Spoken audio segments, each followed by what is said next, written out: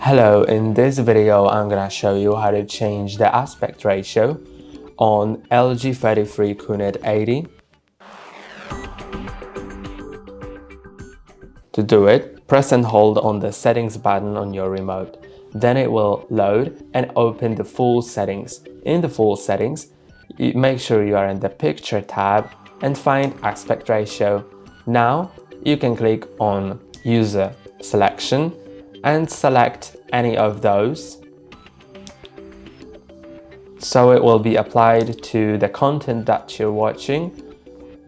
If you have any input, I just don't have any input connected, but if you have, you can click on just scan and turn it on, and then it will automatically adjust to the input.